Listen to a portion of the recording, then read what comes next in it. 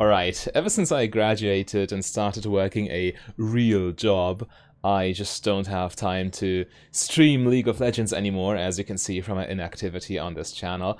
However, on my main channel, I will still upload League content whenever I can, but on this channel, I want to show you my new favorite game, Mindbug. And mind you, this is not sponsored content. I do not earn a single cent if any of you buy the physical card game or download the online game. I just do this because this is my new favorite pastime whenever I need a break from work. So, Mindbug. It is very competitive and almost purely skill-based, as it's, well, it essentially eliminates most of the RNG that usually comes with playing dueling card games such as Pokemon or Magic the Gathering. And, well, how does it work? First of all, it is not a trading card game, so not pay to win. You just buy the set of cards you want to play with, and you can pretty much explain the game to any one of your friends in less than 5 minutes and already have a blast. And unlike in other card games, you do not play with your deck versus your opponent's deck. No, you draw cards from the same deck. So you shuffle the deck you want to play with. As you can see, I put the cards into my old Magic the Gathering sleeves, same size, and then you and your opponent get 10 cards each. These 10 cards are your deck in this match. The other cards are not in the game. So each match feels fresh and unique since you need to adapt and create a strategy, well, using the combination of cards you have right now to beat your opponent and reduce their life points from 3 down to 0. So logically, this already eliminates matchup fishing and stuff like that, which is a huge source of RNG in any other card game, and it also reduces the impact of power creep to some extent. Okay, so how do you actually play? Well, let's jump into the AI arena for demonstration purposes. So essentially from your deck of 10, you draw a hand of 5 cards, and when it's your turn, you can take exactly one action. And, well, first of all, you can see the starting player is determined. You draw a creature, the one with a higher power is the starting player. Also a source of information, those 2 creatures just drawn, those copies are of course not in the game. So, unfortunately, the AI got the first move here, so well, they already made a move essentially, but when it's your turn, you can take exactly one action, then it's your opponent's turn. As you can see, my enemy is trying to play Harpy Mother here. So, an action is, as you can see, either playing a creature from your hand or attacking with a creature already in play. Whenever you lose a card from your hand, as in you play it or you need to discard it to effect, then you immediately draw until you have 5 cards again. So this makes the game very dynamic and fast-paced, as you'll never have to sit through endless combos as you would in Yu-Gi-Oh! For example. You can take an action, enemy takes an action.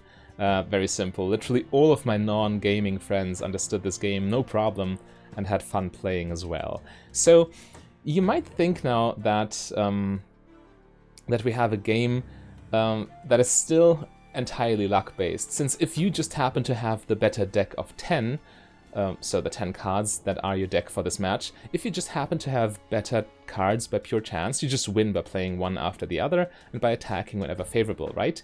And you would be right, but here's the twist. Each player starts the game with 2 mind bugs.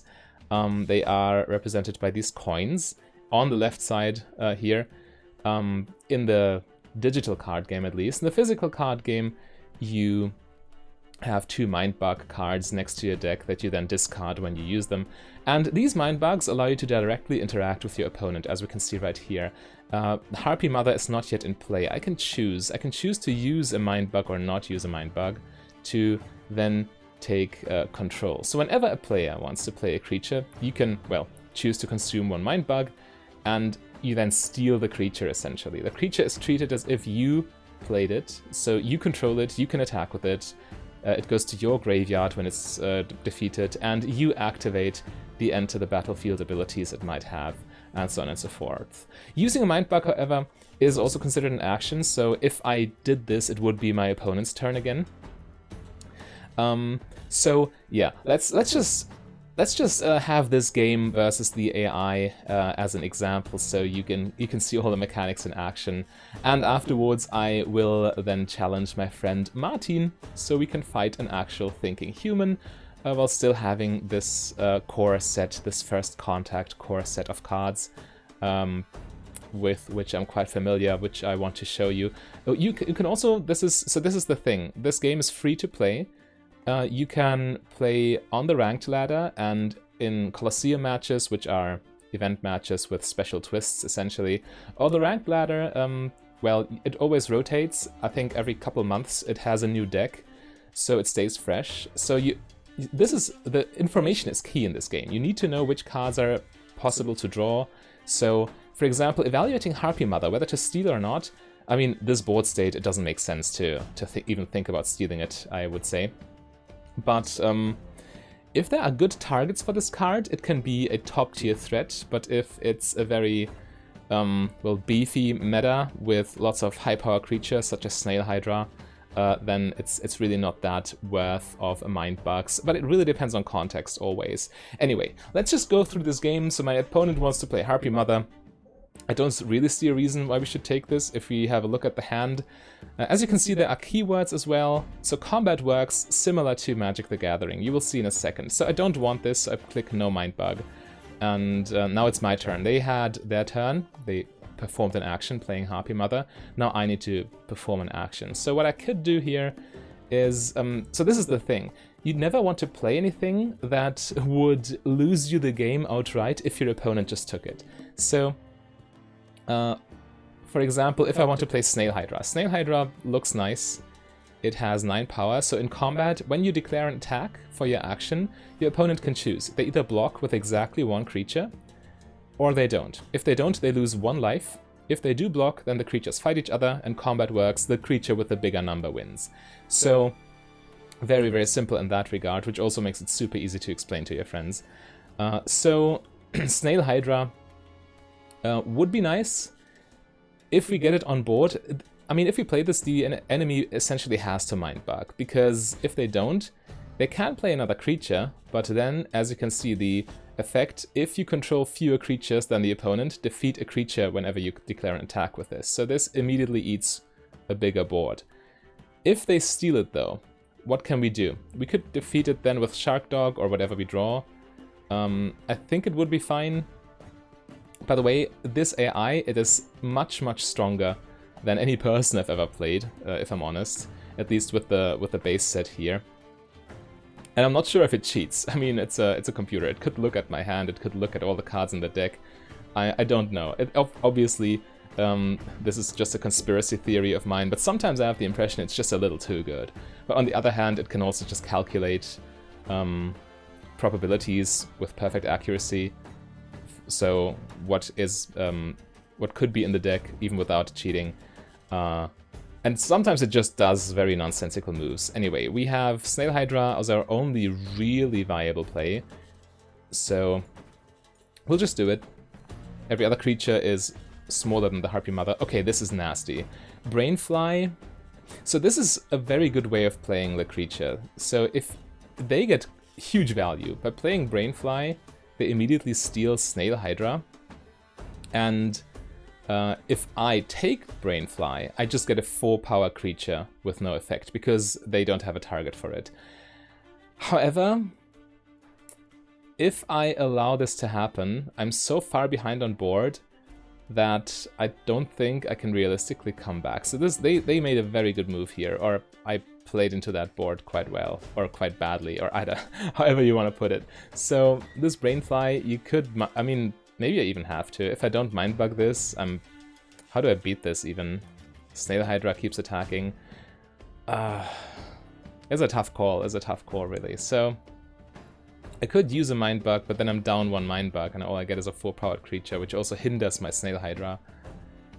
It might still be worth it. If I don't, okay, do I lose if I don't do this? If they just get all the creatures here? What's my play then? I could play Shark Dog. If that gets Mindbugged, I'm pretty much screwed. Yeah, I have to use a Mindbug here. This is a very good play by the opponent. Okay, Ferret Bomber. So this card is also a top-tier threat. I could also make a tier list for all the cards in the base set if you want to.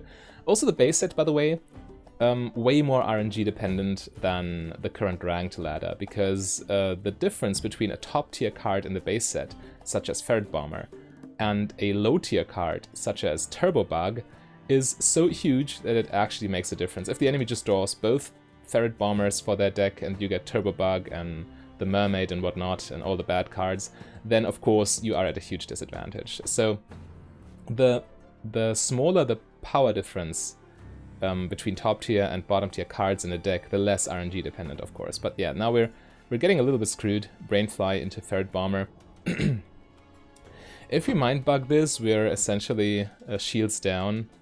I think we just have to bite the bullet. We also have the Turbo Bug in hand, which is not that useful anyway, so we can discard it. And we also have ways of dealing with a sneaky creature. So sneaky is one of the keywords. It's like flying in Magic the Gathering. Can only be blocked by other sneaky creatures. So we need to be careful this doesn't race us in the air, essentially. But yeah, I'll go no Mindbug. We discard Turbo Bug, and I guess we need both of our Hunters and also the Spider Owl. Shield Bug. Shield Bugs is quite nice. Other allied creatures have +1 power. It's like an Anthem effect, essentially.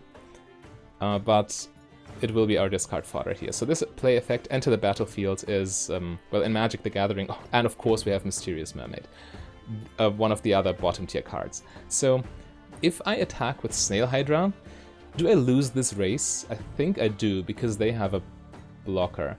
So if I attack with Snail Hydra, they drop to 2. If they don't block, they attack, I can't block, drop to 2. I attack, they drop to 1. I drop to 1, I attack, they block, they attack, I lose. So I don't win this race, not even close. But now we have a very favorable board state. So Snail Hydra on an even board means whatever I play is, let's say, yeah, it's impossible for them to Mindbug, really. Because when they do this, they have more creatures, and it's my turn again, and I can attack with Snail Hydra and snipe down whatever I want, really. So we could play the Hurler. So now the Harpy Mother actually gets kind of nasty. It wants to die to steal my creatures. But what I can do, I could play Shark. Yeah, I could play Shark Dog. They Mindbug. I attack with Hydra, destroy Shark Dog, and then I'm back to square one, essentially. I still raise the Ferret Bomber in the air, but I got one of their Mindbugs. And then I can do the same with the Hurler, maybe. And this time around, destroy the Ferret Bomber, and then I got their Mindbugs at least. So yeah, this is my plan here. In online games, you have a timer, so you can't just think forever. Okay, they didn't even bother to Mindbug, so I can I can just hunt this down.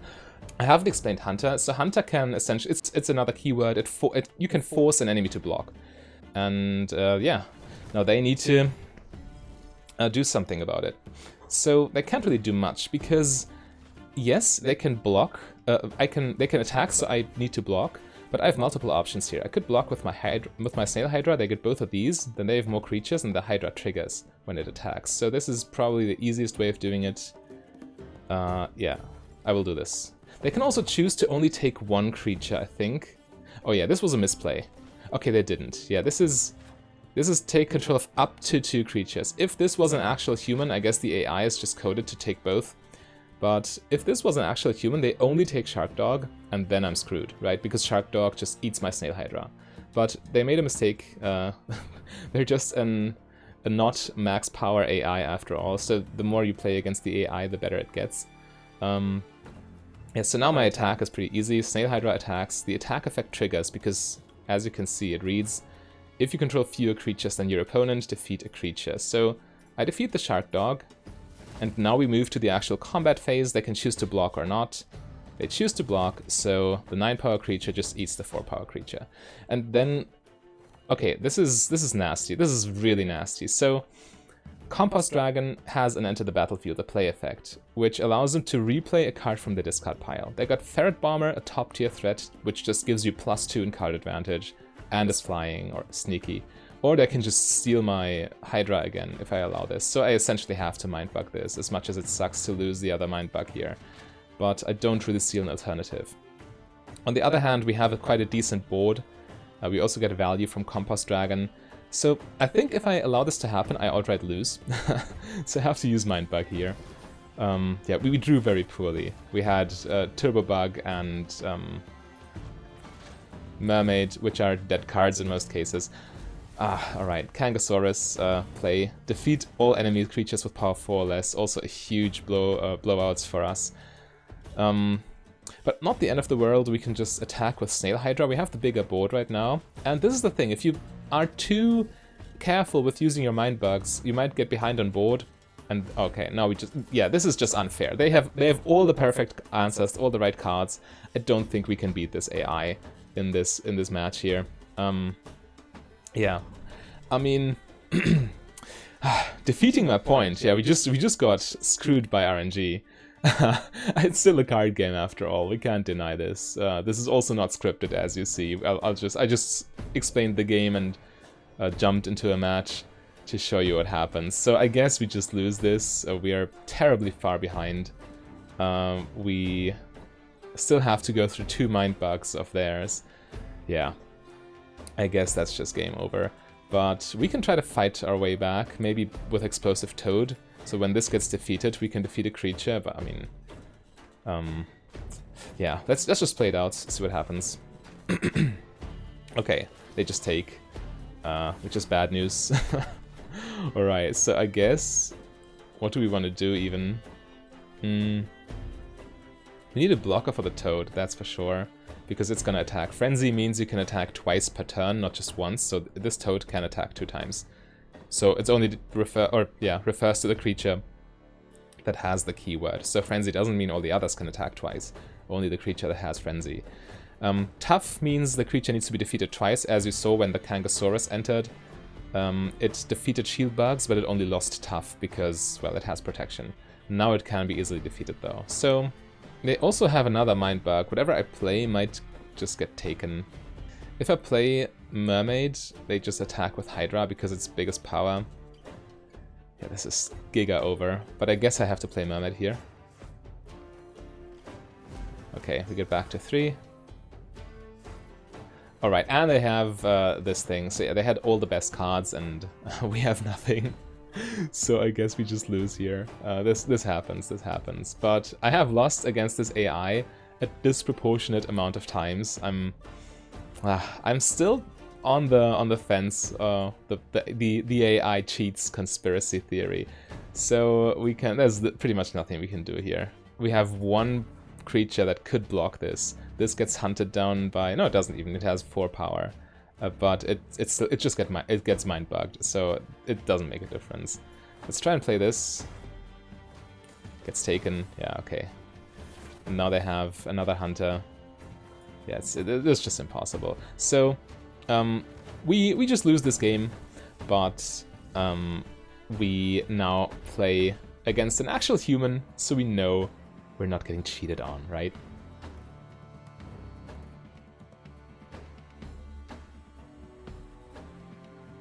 Alright, let's challenge Nihilist, also known as Martin. Okay, let's see. So we just play with the first contact set. Okay, so Scorpion and Squirrel are not in this match. There are 2 copies of this card in the deck, so yeah, we draw the second Squirrel, so Martin cannot have a Squirrel, which is important information. So Martin starts, which is huge. If he plays... Yeah, this is massive. So, no Mindbug.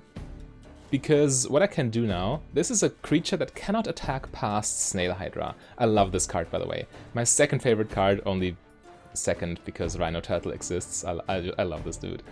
He's just so straightforward and honest. Anyway, I play Snail Hydra here. And if he doesn't Mindbug, he's just screwed. Because whatever he plays gets eaten by the Hydra. And so he's basically forced to Mindbug, which means afterwards we can just, yeah, 1 Mindbug down. So it's a little awkward. We could play the Squirrel to shoot down the Hydra, but then the Squirrel gets eaten by the Werewolf, which is probably still worth it. So we might even force out, or not force out, but entice him to Mindbug again, which would be shields down for him, but yeah, okay. So this is what he does. He sees the line, he attacks the Squirrel. Which is fine.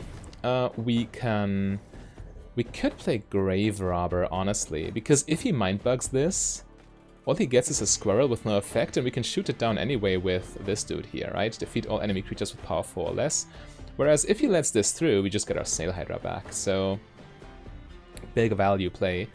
Of course, there's a little bit of anti-synergy having a Grave Robber, because, you know, you want few creatures on your board with Snail Hydra.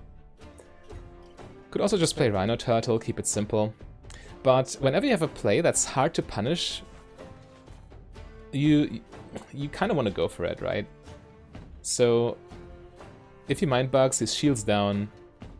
He gets a nice board for now, with a Sneaky Threat and a Hunter.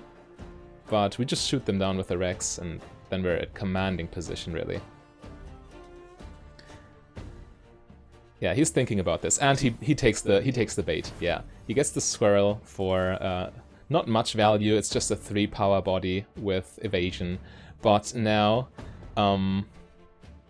we don't even have to play the Rex yet. We could just drop another Hydra, take 1 damage from the Squirrel, and start eating things with the Hydra. I think that might even be a little bit better than what I originally intended to do. Because Werewolf is just too small to attack past Hydra, so is Grave Robber. So yeah, you have this this big number here. The biggest number, by the way, is a 10, Gobra Lion. It's just a vanilla creature, no effects, but it has its shtick is that it has the biggest power. So not much we need to worry about here. We know there is no other Tiger Squirrel in the game because we well, saw that one Tiger Squirrel is not in each of the in either of the decks, and the other one is already in play. So this Hydra, kind of nasty. Alright, Ferret Bomber. You know what? We have a useless Mermaid in hand, and Bee-Bear also doesn't look too important on this board. I might just allow this. I might. Because if I take this, yeah, we get him to discard 2, but he just eats it with a Werewolf, so no Mindbug, it's fine. Discard and discard. Oh, this is a nasty one. The Strange Barrel. Also one of the best cards in this set, I think. Steal 2 random cards from the opponent's hand when it gets defeated. Difficult condition to trigger because it's the enemy can control when it triggers, really, because they need to defeat it in combat. But it's just +4 and card advantage, essentially. Anyway, this thing attacks. We shoot down... do we shoot down the Squirrel? I think we rather...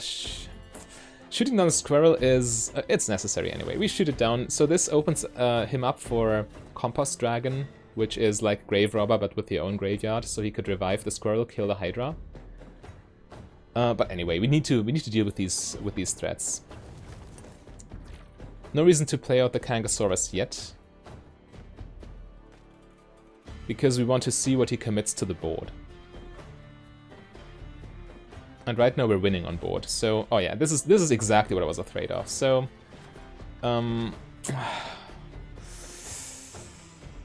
how hard do we lose if we allow this? Actually, we might be fine. Because now, then I mean, we lose Hydra, but we can just go Kangasaurus and take down the entire board. Yeah. Yeah, it's fine. It's fine, it's fine. We can let this happen. So the play effect, of course, triggers, but now we have the big value card. Need to be a little bit careful now that we don't... Oh, it's a 4 for... Not even for 1, it's just a +4 in card advantage, but he got card advantage 2 earlier. So anyway, we... Do we even block this? Yeah, we do.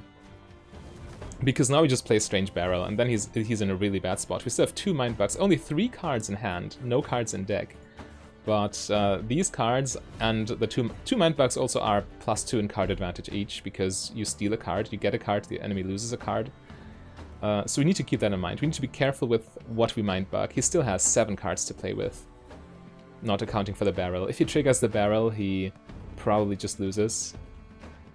We'll see. So the thing is, you can of course just choose to not block the barrel. But then you also take 1 damage. So yeah, no Mindbug. This is also another low tier card in the set. Very situational, does nothing most of the time.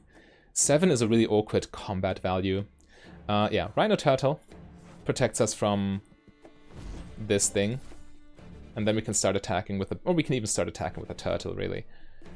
But yeah, let's see what he has. We can still defeat a flying creature with Killer Bee because it's a hunter. Okay, Grave Robber.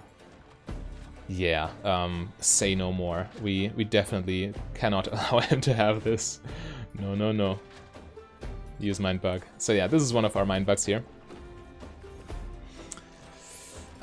We could even chain another Grave Robber. I don't see a reason why not. Why we wouldn't do this. So we could go into Compass Dragon, get one of our creatures, but realistically we just want the Ferret Bomber. Yeah. And now he has to discard 2. We have a flying blocker. We're in commanding position. So we got to this state by navigating the early game carefully with the order in which we played the cards, baiting him into wasting his Mindbugs. Now he's down to 3 cards. If he defeats this, he's down to 0 cards and essentially loses the game. So Compass Dragon, what can he really take?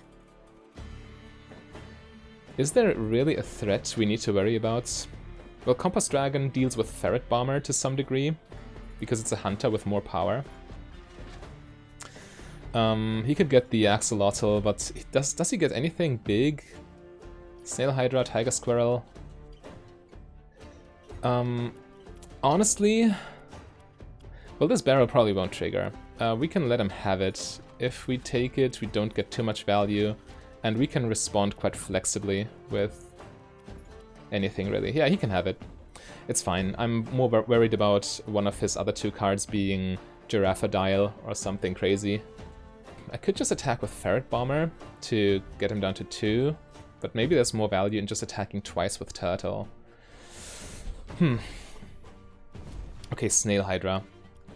Oh, bother. Okay, okay, I misplayed. I misplayed so hard. I didn't account for this. Can we win? He now just has the biggest powered creature. Let's just attack with Ferret Bomber once, see what happens. If he attacks with Hydra, he loses his 2 cards because barrel triggers. So he can't really afford to, can he? He has to hunt down my bomber with Compass Dragon, or else it gets really ugly for him.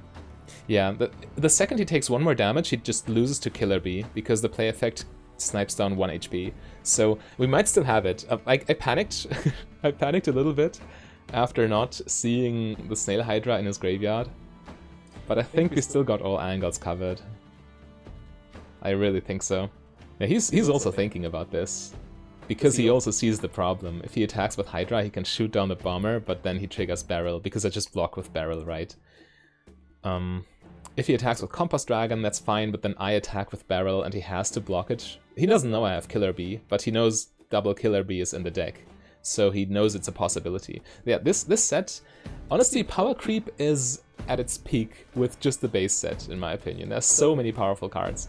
Okay, he chooses the Compass Dragon angle. Understandable, but this means I get a free attack in. Oh no, actually, I don't even get a free hit in with the Strange Barrel because he can just block with Compass Dragon.